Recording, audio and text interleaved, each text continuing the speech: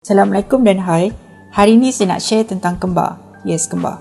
Korang mesti pernah tengok satu akaun TikTok yang tular mengenai gelagat dua orang kembar seiras yang sangat comel dengan atuk diorang atau lebih dikenali sebagai atuk muda.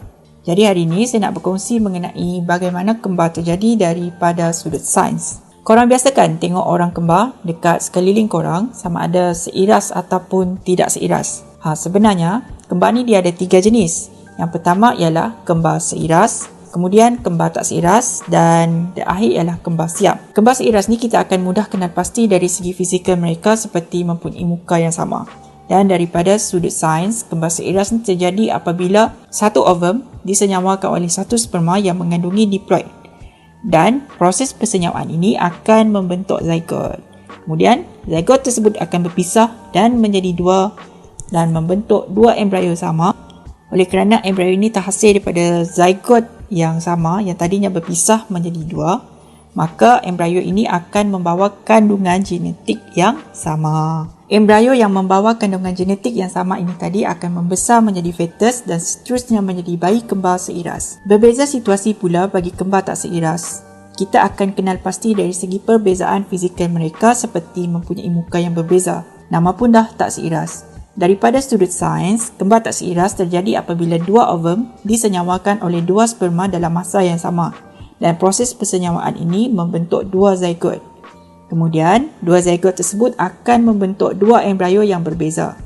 Oleh kerana dua embrio ini terhasil daripada dua zygote yang berbeza, maka kedua-dua embrio ini juga membawa kandungan genetik yang turut berbeza dan membesar menjadi fetus, seterusnya menjadi sepasang bayi kembar tak seiras. Bagi kembar seiras, mereka akan berkongsi satu plasenta sama atau orang kita panggil sebagai uri. Manakala bagi kembar tak seiras akan memiliki plasenta masing-masing.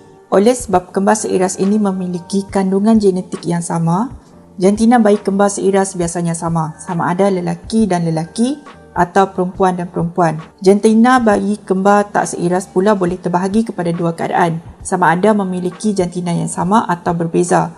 Contoh lelaki dan lelaki atau perempuan dan perempuan atau lelaki dan perempuan. Sebabnya kita tahu bahawa dua embrio yang terbentuk menjadi fetus terhasil daripada dua zygote berlainan dan membawa kandungan genetik yang berbeza. Inilah yang menyebabkan kembar tak seiras memiliki wajah yang berbeza. Macam di awal video tadi, saya ada nyatakan bahawa terdapat 3 jenis kembar dan yang satunya lagi ialah kembar siam. Kembar siam ini terjadi sama seperti kembar seiras di mana satu ovum disenyawakan oleh satu sperma lalu membentuk zygote.